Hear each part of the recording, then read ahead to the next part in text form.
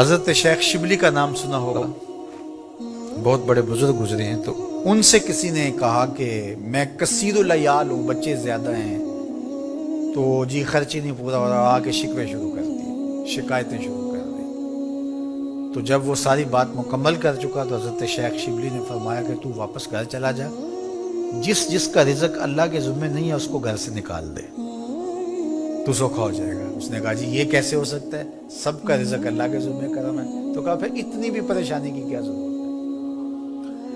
اس کے ذمہ ہے، اب وہ کب کتنا دیتا ہے اس پہ تو راضی رہے، تیری زندگی سوکھی ہو جائے گی۔ تو اللہ پر توکل، اللہ پر بھروسہ، یہ خوبصورت زندگی کی ضمانت ہے، اور یہ توحید کا فیضان ہے۔ جب اللہ پر یقین کامل ہو جائے تو پھر اس پر توکل پیدا ہو جاتا ہے، اور توکل زندگی کا جمال ہے، توکل زندگی کی خوبصورتی ہے۔ لیکن توکل یہ نہیں ہے کہ چھوڑ کے بیٹھ جائے، توکل کا مفہوم یہ ہے کہ حضرت انس رضی اللہ تعالیٰ عنہ سے ہے کہ گھٹنا بھی باندھو اور اللہ پر توکل بھی کرو۔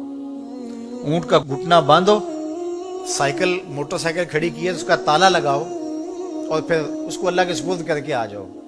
لیکن اگر آپ گاڑی کھلی چھوڑ کے آ جاتے ہیں، اونٹ کو گھوڑے کو کھلا چھوڑ کے آ جاتے ہیں اور کہتے ہیں میں اللہ پہ بھروسہ کیا، یہ توکل کے منافی۔ جو اسباب ہیں ان کو پورا کرو، اسباب کو پورا کرنے کے بعد آگے سپرد اللہ کے کر دو، تمہارے لیے کافی ہوگا۔ اور حضور کا ایک فرمان سنیے، آقا کریم نے ارشاد فرمایا کہ جو شخص گھر سے نکلتے ہوئے یہ دعا پڑھے، بسم اللہ توکلت علی اللہ ولا حول ولا قوت الا باللہ، مختصر دعا ہے، تو حضور نے ارشاد فرمایا اللہ کی طرف سے اس کو یہ جواب دیا جاتا ہے کہ تجھے ہدایت عطا کر دی گئی اور تیری کفالت کر لی گئی، تیرا اللہ کفیل ہو گیا، اور تجھے ہر شر سے بچا لیا گیا، اور شیطان کو تیرے راستوں سے ہٹا دیا گیا۔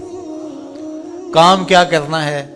بسم اللہ توکلت علی اللہ ولا حول ولا قوت الا باللہ، یہ گھر سے نکلتے ہوئے پڑھ لیں گے تو انشاءاللہ حضور علیہ الصلوۃ والسلام کا جو فرمان ہے اس کے ہم مصداق بن جائیں گے، اور اللہ کی رحمتوں کے حصار میں آ جائیں گے، شیطانوں سے بچ بچ کے چلیں گے۔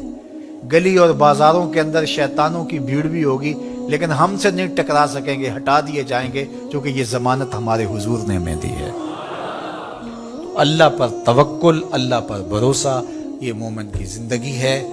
کام کریں، گھٹنے باندھیں، سب کچھ کریں، لیکن بھروسہ اللہ پہ۔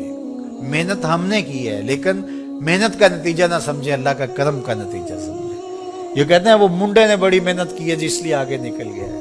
کتنے منڈے ہیں جنہوں نے بڑی محنت کی اور پیچھے رہ گئے ہیں؟ جی یہ بندہ جو ہے وہ یہ بڑا زبردست تھا اس لیے آگے چلا گیا، اور زبردستی کے فوائد تو ضرور ہوتے ہیں، لیکن آپ اپنے کاموں کو منسوب اپنی طرف نہ کرو، اللہ کی طرف کرو۔